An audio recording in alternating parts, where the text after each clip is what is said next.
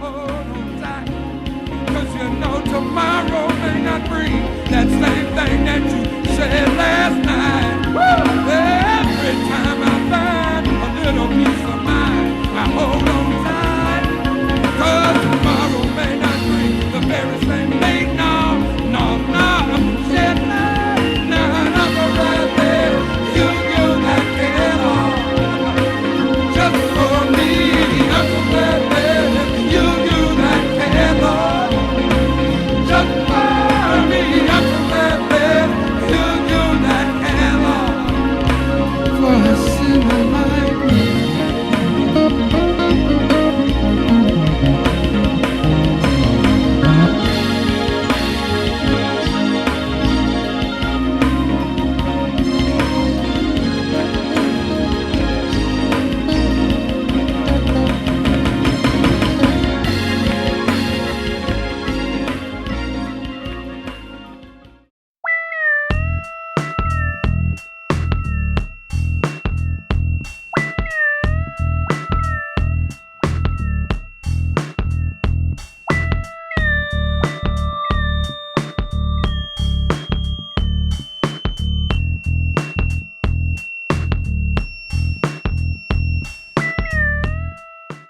Well, hello, Beatrice. How you doing today? I'm fine, William. How are you? Simply fantastic, and thank you for asking. We know that you want to be here to tell a story about your father, and you're going to give us a little history that leads up to what makes this story so unique. Is that correct? That is correct. Okay, well, would you like to start? Yes. Actually, this is a story about Firehouse number 3, the one that many of us here in Denver, and for those of you who do not know about our beloved Firehouse number 3, it is the firehouse that is in the historical Five Points area. It is the oldest operational firehouse in the city and county of Denver. And it is also the place where my father was able to have his very first job that he absolutely loved. I might probably get back and say it's not necessarily his first job, but it was his most beloved job. Talking about that little itty bitty, what they call a fire station that sits right down there off 5 Point. Yes, sir, that is the very one I'm speaking of. I don't even know how they get trucks in there, but go ahead. Well, that's another story for another time. But yes, it is Okay. the smallest, but it is also the oldest and operational in Denver. I'm going to go back, way back to 1895. There was a huge fire called the St. James Fire, and this fire was located in Denver around 15th and Champa Street. And the fire rang out about 10:50 at night on March 23rd, 1895. And what they used to call the firehouses in those days were described as hose, H-O-S-E, as opposed to houses. So hose number 3, which is the same as firehouse number 3, rushed to the fire. And at that time, there were Black firemen. They were not necessarily segregated, but they were all filling in different areas throughout the very small and few firehouses that we had in Denver. Hose number 3 rolled out to the fire, and it was headed by the white captain. As they rushed into the fire, all 4 of these gentlemen perished in this horrible fire. They rushed in with their hoses. They were approaching the fire to take, they felt that the fire started in the basement, so they were directing their equipment to the basement. And as they went in, the whole floor just gave away and perished. And it was a very descriptive, horrible writing about how badly they were burned, and it was terrible. The city at that time was, well, let's say we were not overly friendly with Black people, but for Denver at that time, people were kind of held in a little regard as Black folks. Black folks had a little bit of money, they had a few jobs, they were more educated than probably most, and there were a lot of problems with what the white people feared we would take their jobs and whatnot. So they still were very, very happy that these men were so zealous that they would fight a fire to try to keep all of Denver.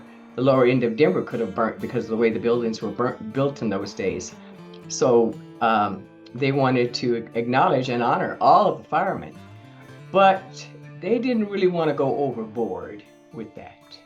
So at the time of the funeral, they decided to put all of the men in the same types of coffins so no one could tell who was black or who was white, and they could honor them simultaneously, because that was the only way you could get away with it, to give these black men any kind of credit for the lives that they lost for the fire. What you're saying, make sure I get this right. What you're saying is that they put them all in the same box, but they were burnt. So a lot of them probably didn't want to be open.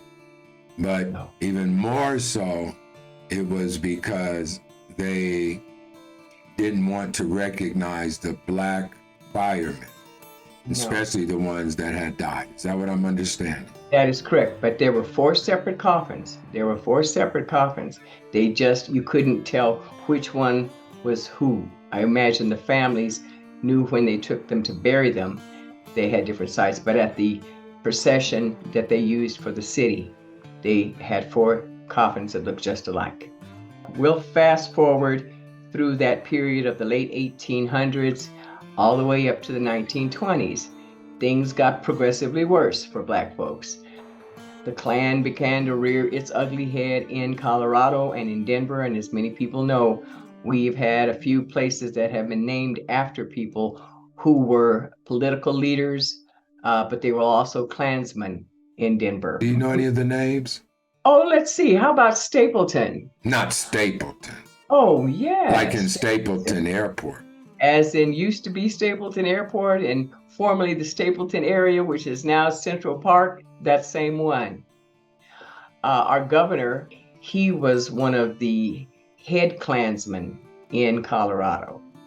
At the point of the height of the Klansmen's activity, they wanted to make sure that any black firemen that we still had, which we did still have a few, they were relegated to doing very menial tasks. They were not allowed to really do the work that they could do, which was firemen's and in the full capacity. Oh, they got to clean the laundry. They got to clean the trucks. They got to hose down and wash the actual fire stations. But they really were not allowed to get out and really fight fires. So what you're saying is they were like handymen or maids or flunkies, or not here to do a job like we do, but you can clean up, you can wipe off my tires and paint my building and make sure that I'm looking good. That is correct. Plus, you didn't have a title. You were not a lieutenant. You were not a cap. You surely were not a captain. We didn't get a captain until the first African American captain until 1925. Wow. So that's what you're bringing us up into. Yes, sir. Okay, let's get to it.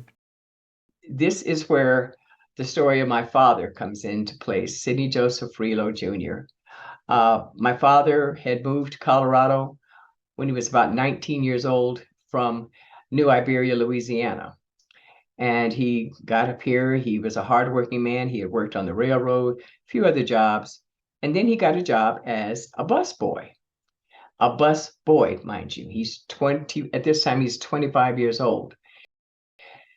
These men were only allowed to work in the Denver Athletic Club. And the Denver Athletic Club, which still exists, was the go-to place for the mayor, the governor, the chief of police, and the fire chief. Well, while my father is working and waiting on these gentlemen, he caught the eye of Chief Healy. And Chief Healy asked my dad, well, hey, Freelo, what is it that you think you'd like to do? What are your aspirations? And as my father told me, he says, well, let's see, what am I going to do? A black man in 1932, Denver, Colorado, America. But he said, I'm open for anything. So the chief told him he would have an opportunity coming up where they were going to be hiring some more firemen. African-American fireman as well. He promised him he'd get him all the training tools and study guides he needed and give him a shot at getting in to take the test. Told me, I can't promise that you're going to pass, but I'll give you that opportunity.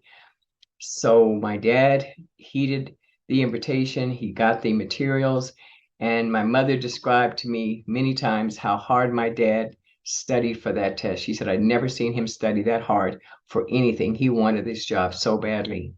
Let me understand this. A young man from the country, down south, only had a 7th grade education. Yes, sir. And he's sitting here to take a test. I hope everyone knows a lot of times police tests, firemen tests, just tests in general are designed to keep us folks out. Yes. And so I just wanted to put the gravity on the time, the education, what your father had to push through to even get this opportunity. I just wanted to throw that in there. Yes, thank you, Bill. That's very true. I imagine that even though it was only a 7th grade education, it was a Catholic school education. I don't know if that made any difference or not, but they beat it. I don't know. I'm just leaving. I don't know. But in Louisiana, that was, everybody was raised Catholic at least once. So that was what my father's education was based on. But he did get through and pass the test, and he was so, so happy. But because all of the firemen now are segregated to Firehouse number 3, which the building we know now in 5 Points was finished in 1931. So this is where my father was placed, and absolutely loved his job. He was so proud to be a fireman. The whole community revered and loved our firehouse. The community just gathered. It was kind of like a gathering place. We were very proud of our black firemen in the 5 Points. Let me ask you this. Those firemen in hose number 3, were they allowed to do the task of firemen? Did they actually go out and fight fires and things of this nature? Yes, by the grace of God, by this time, now that we got them all in one place so we can keep an eye on them, now we're going to let them be firemen, real firemen. And Chief Healy often commented that his Firehouse number 3 firemen were the best in the city. They were the absolute best in the city. Man. They were first on the scene. They had no fear. They were fearless. And they did their job, and they did it above and beyond the call of duty, which that's how most of us have to live our lives sometimes. We have to be twice as good to be considered average. Your father was amongst this elite group of the firemen of Denver. Yes. Okay. Yes. Now, Captain Healy isn't the captain that gave him the start. No, Chief Healy. Chief Healy is the man who gave him the opportunity, and the first captain of the Firehouse number 3 was Captain Brooks, Captain George Brooks. My father's doing his normal regular job, and one Sunday evening, about 7:30, I believe it was, a fire broke out at Elitch's. There had been some mistake on saying whether it was Lakeside or Elitch's, but I found out it was Elitch's. Firehouse number 4 is responding to the call. My father's truck, number 3, is doing what they call a rotation. They're moving their truck to kind of take the place of that house in case something breaks out, so there's coverage between the two. Well, of course, there's no modern communication technology apparatuses at that time, so they're not exactly sure how the route is going from one to the other. So they have an accident, a horrible, horrible accident on 15th and Larimer. According to the newspaper at that time, the people at fault were Firehouse number 3. Surprise, surprise. But I will give you more detail on that later. They crashed into the hook and ladder, which was number 4. My dad's was called a pumper. Their machine was a hook and ladder. the accident was so ferocious that when the truck that my dad was on hit the hook and ladder, it swung around and hit I won't say a pedestrian, but hit an automobile with three individuals in it who were absolutely thrown out of the car. One of the women in the car was thrown out and landed on the top of the pump of the hook and ladder. She survived. They don't know how she survived, but she did. Wait a minute. Two fire trucks collide, or one tries to avoid, or some kind of way they hit the other car, and the people in that car get thrown out the car, ended up on the ladder. Yes. And what happened to the firemen? Well, there were about 3 firemen from Firehouse number 3 who were injured pretty extensively as well. But my father's truck took the brunt of the accident. 2 of the men died. One was Captain Brooks, and the other one was James Simpson. They were killed. My father, who was riding on the side at the time, was thrown off of the truck. His head hit the curb. He had major skull fractures, and the paper listed him and a gentleman by the name of Carl DePrad as hanging on to life. Not sure if they were even going to live. At the time the newspaper article was printed on Monday, he was still in the hospital, and he did hang on. I mean, it was terrible. He had 3 blood transfusions. Every orifice in his head was bleeding. But they said that's what saved his life, because the pressure at least had somewhere to go, and it would have killed him if he did not have that. Was there other injuries or casualties in this? No, the only people who died, and I was mistaken in a lot of the information I had understood as a child. It's interesting when you do the research, you find out some things that your parents thought they remembered, or how you heard the story wasn't quite correct. But the only casualties were the black firemen. And the other firemen, there were 3 other firemen that were also hurt. But the only people that got to keep a job and keep working were the white firemen, which really tore my dad up. Wait. Why do you think it is, or what did your father maybe tell you? Why is it that there were, are you saying 1 casualty, 2 fatal? 2 casualties, 2 black men died. And then another couple hanging on with their life. Yes. Why is it that so much damage came with those people on those truck, and nobody was injured on the other truck? They were hurt. Now, there were white firemen who were hurt, and actually, which is interesting, I did a detailed reading of how the white firemen were carried away in an ambulance.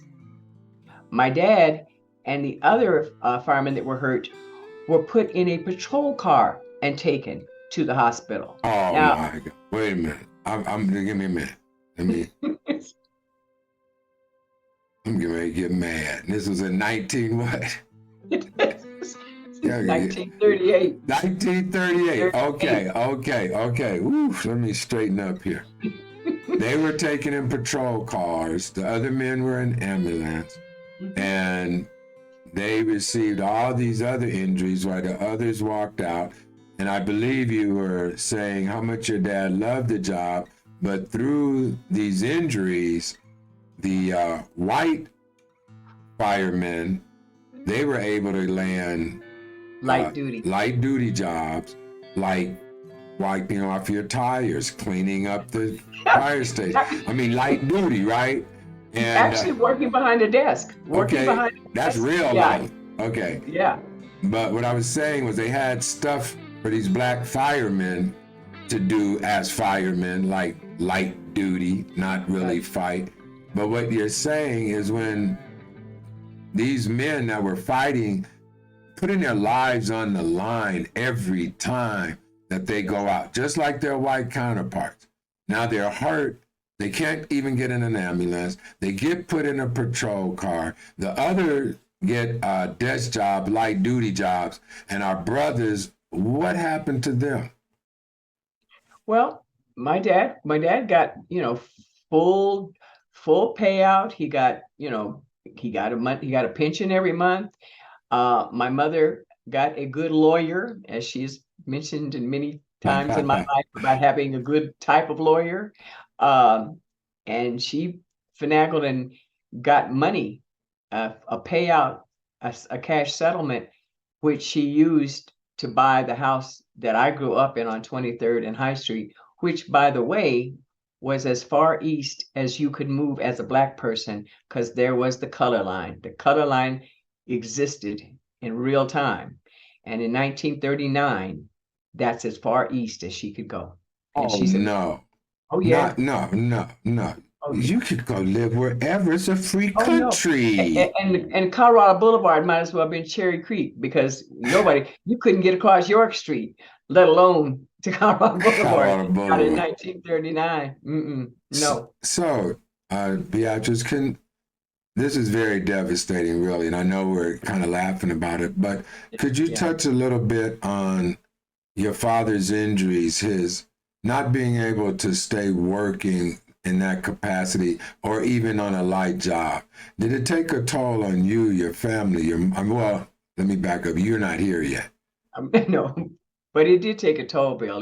The toll was taken from the time my father was able to get back home and whatnot, and he could work. I mean, he could do some things, but the head injury that he had a metal plate in his head, and in those days, heck, Excedrin hadn't even been invented, so there wasn't a lot you could take for pain. So he drank. I think he drank because of the pain. I know the pain in his head. He used to have horrible, horrible nosebleeds. I can remember those when I was a little girl. And also just the depression of not being able to hold down that desk job that his white counterparts had been allowed to do. And that really that affected him mentally and physically. And my mother, being a woman of her word and took her vows extremely seriously, she never left my father's side. And it was difficult. It was really difficult a lot of times because when he would drink, he wasn't always a very pleasant person. And I later understood why she was as faithful and wonderful a woman as she was with him, because she said, "This is not the man I married. This is the man that this horrible accident created, and I'm not leaving because I know he loves us. He just can't." There was no place to go and have a conversation. You weren't able to go have, let's go have a conversation about your depression. They didn't do that. So Let's he get closed. into a group. Let's go. All Let's go right. have an alternative group. If you're feeling kind of bad, call this number. None of that. None of that. None of that. Literally, our house was paid for by his blood, sweat, and tears. And but he was a good dad. He just had a horrible, horrible accident, which I am sure many, many Black men in this country have suffered between things like that, the war, and God knows whatever else. You know, it's not easy being a Black man when nothing bad happens other than just living life. So Do you feel that justice or attention or anything about the open coffins where the men were buried in unmarked coffin? They didn't open it. They yeah, didn't they didn't know. mark the coffins. Right. Yeah. And then we come up to a wreck where this group gets serviced, this group's put Yeah. in a car and stuff. Do you feel that any of these injustices have came to light as far as our Denver history? I don't believe so, Bill. I don't believe that unless you dig, like I dug into a lot of the historical information a lot of information that I had to get with the library that is in the Western genealogy section, pulling up all of this old information. Also finding out that the equipment that Firehouse number 3 wasn't top of the line. They got the hand-me-downs. They got the things that were used by the other firemen. And they have discovered that they really believe that the reason that there was the accident it was not because Firehouse number 3 was being negligent. It was because they had poor operating equipment. Like the brakes might not have worked. I remember my mom said that James, who was driving the truck, put his foot on the brake so hard he almost literally pulled the steering wheel out of the column. That's how hard he was trying to stop. Well, obviously the brakes weren't working. No, I don't think Denver knows all of that story, because you got to dig for it. If you don't dig for things, sometimes they're not going to tell you the whole truth. Nobody wants to tell the truth. So we had inferior equipment, which could have, like the other firemen, didn't quite get hurt like the other firemen. And it's not just the hand-me-down, it's also the maintenance of the hand-me-down wasn't up to par. Nothing that they had was to give them a fighting chance to fight fires for their own city, for their own community. Just as probably a silly question, did black firemen only can go put out black fires? No, no. I know that's a good question, though. No, if they had needed them to go to Elitch's, they would have been in Elitch's. But no, when it came to, especially if you got a fire downtown, they're pretty close to fire. They would have been right there. My dad can tell me about fires that he went to where there was nothing but white people in the house. I can think of a crazy story, but I might not share it with you guys, that he mentioned when he had to carry a very heavy set Caucasian woman down some stairs, and he kept told my mom, boy, she was not a clean woman. I was almost dying and gagging, just taking her down the ladder. So no, they fought fires wherever they needed to go. Well, that's one of the things of being a firefighter, huh? Yeah, Yeah, you have to be things strong, because no telling what you might have to go through. Older, a fire breakout, the person could have just been working out or something. That's right. They were asleep or whatever they were doing. And Right. you had to grab them, throw them over your shoulder, and go down that ladder. And they stayed in that same firehouse. They stayed from 1925, when the original firehouse, which was across the street from where we now know our Firehouse number 3, until 1957. That firehouse stayed segregated. Now, I just wanted to know, since then, since we built in 1957, then they integrated it? Yes. And okay, just one second. And then did they appoint another black captain? it pretty much stayed a black captain even into that era. Yeah, it did. But when they integrated it, interesting that you mentioned that, they had volunteers. And I happened to talk by happen chance to the gentleman who was the first white firefighter who volunteered to work in that house when they opened it up. Wait. I just want to understand. You said you talked to the one that volunteered. Mm-hmm. First of all, he has to be very, very old. Yes. And second of all, how would you bump into the first person? Break it down. But this is one of those things, by the grace of God, there's no other way to explain it. I was working at Kaiser. I was on the phone. Gentleman called in about a benefit, and we were talking, and I just happened to notice that he had been a retired fireman. And so I said, oh, my dad was too. And he said, oh, really? And I said, yeah. He said, well, where did he work? I said, he was in Firehouse number 3 down on 5 Points. He said, oh, my goodness. Man, that was the best firehouse in town. And I was the first white man to volunteer to go in and integrate that firehouse, because it was an honor to be able to fight a fire with those gentlemen in that firehouse. And that is what he told me. He said, I didn't know your dad, because I told him when, the accident had happened. He said, but I know he had to be a hell of a fireman. And I said he was. Another thing that I want our audience to really get, I know we're talking about racism and how it played a part even now and back then. But just that story right there is something that I want people to really hold on to, that everybody's not like that. That's right. You know, there are people that are different colored than us that love you and they're not afraid of you.